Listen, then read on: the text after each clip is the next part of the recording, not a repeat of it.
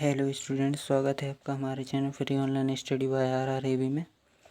तो आज हम इस वीडियो में देखने वाले हैं मेंडलीव की आवर्त सारणी के दोष। ठीक है, तो मेंडलीव की आवर्त सारणी की दोष लिखिए। ठीक है, हमारा क्वेश्चन है और चलिए उत्तर पढ़ लेते हैं और फिर हम समझते हैं। ठीक है, तो तथ्यों के वर्गीकरण तथा आवर्त तालिका बनाने में मेंडलीव का योगदान नकारा नहीं जा सकता। जब किसी ने कुछ काम किया है तो उसको हम जैसे उसका कोई काम जो है गलत हो गया, ठीक है, बाद में गलत सिद्ध हो गया, लेकिन उसने जो प्रयास किए उसका तो सम्मान उसको मिलना चाहिए।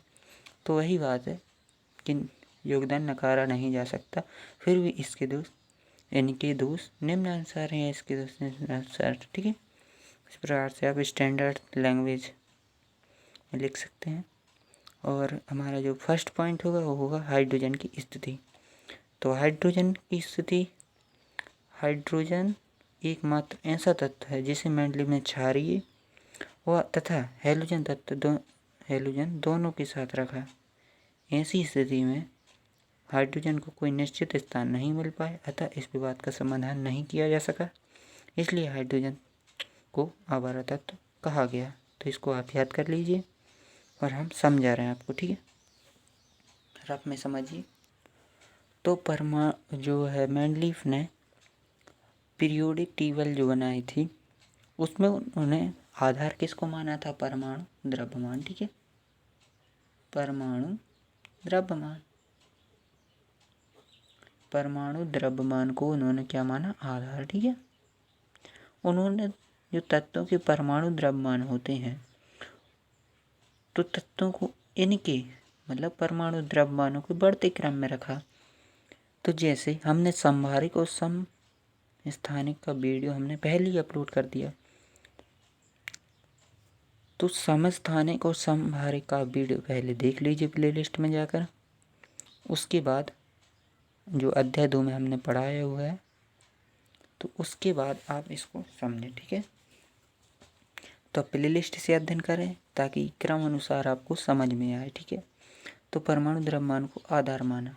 तो संभारिक होते हैं जो ना, जैसे कोई तत्व है, ठीक है, जैसे कोई मान लो यहाँ पर एक व्यक्ति है, ठीक है, एक व्यक्ति है, यदि उसी के समान एक दूसरा व्यक्ति है, दिखता वैसे ही रहा है लेकिन उसका वजन अलग है, मान लो इसका 40 है किलो है किलोग्राम और इसका 50 किलोग्राम है, तो दिख तो दोनों एक से रहे और इनके गुण भी एक से हैं। ठीक है, इनके गुण भी एक से हैं।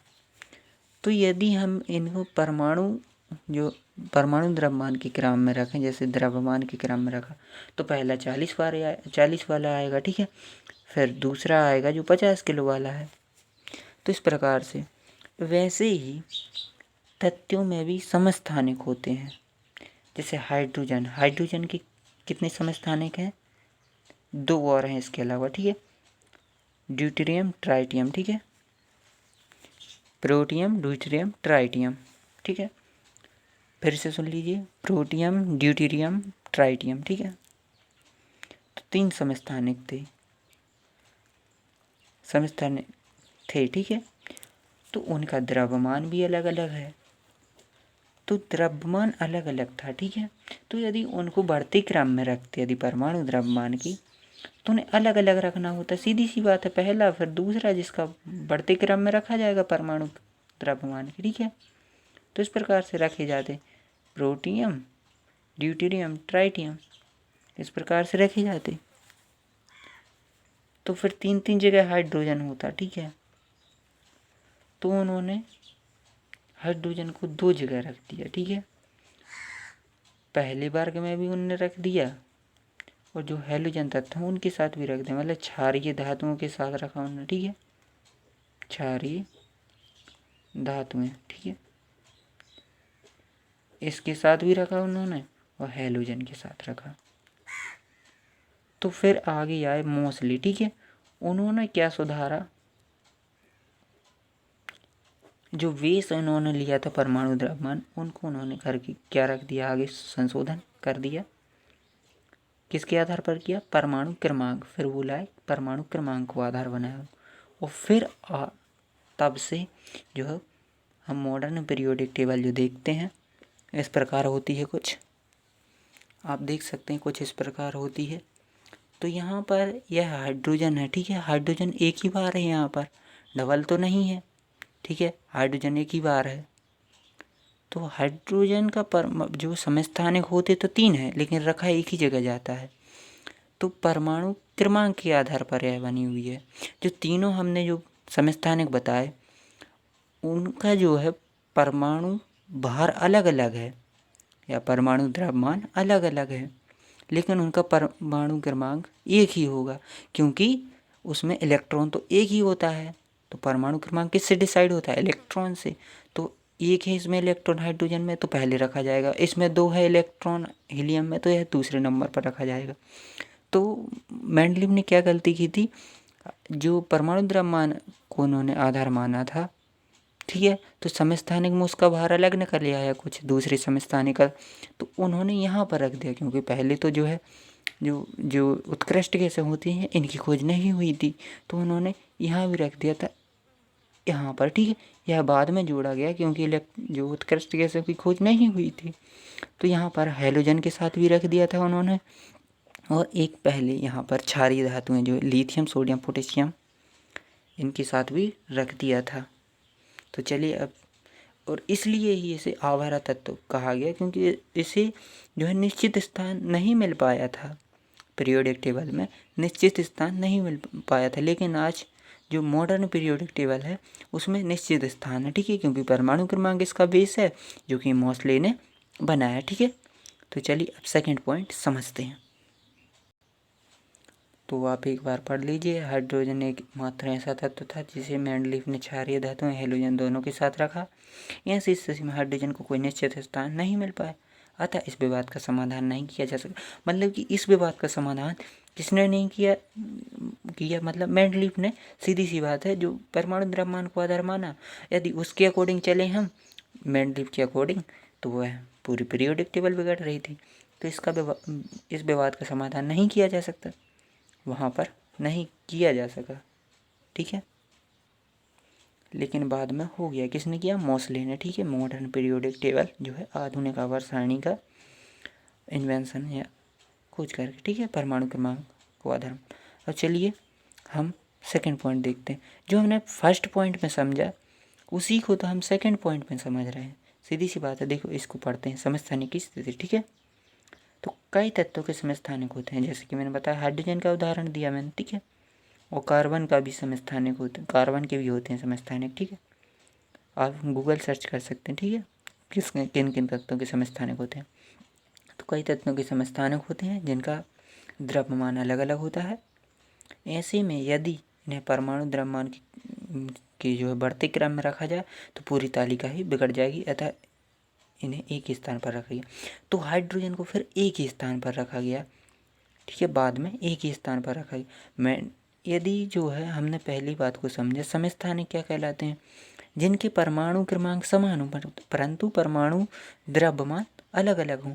यदि परमाणु द्रव्यमान अलग अलग हैं, यदि मेंडलीफ ने कहा कि इनको बढ़ते क्रम में रखो परमाणु द्रव्यमान के, दोनों अलग अलग तो रखा जाएगा।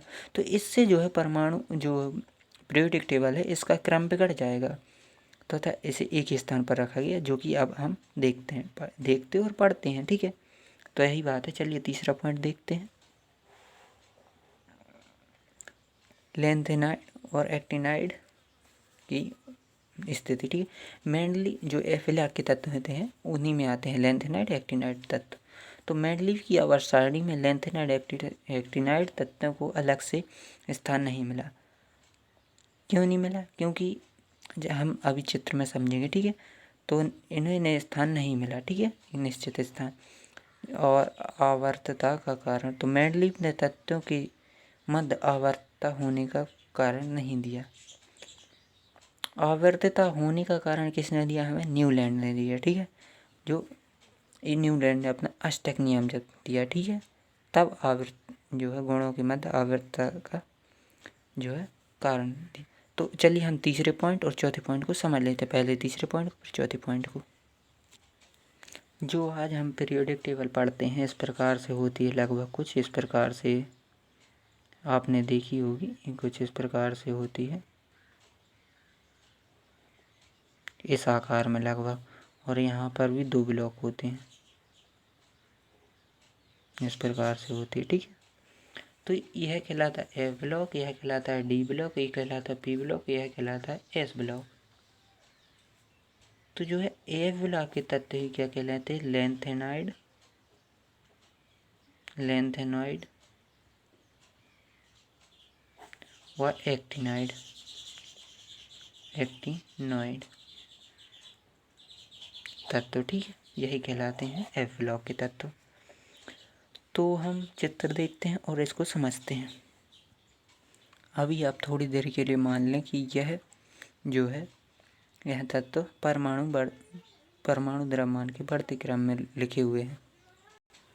यदि ये जो है परमाणु द्रव्यमान के बढ़ते क्रम में यदि रखे हुए हैं, तो फिर यदि लिथियम नहीं, लेंथेनम है, उसके बाद आता है सीरियम, इसका परमाणु क्रमांक सीरियम होता है, तो जो है 58 होता है और इसका नाम सीरियम है। पर जो संकेत सी ये होता है और इसका परमाणु द्रव्यमान 140 होता है। ठीक है, 140.1।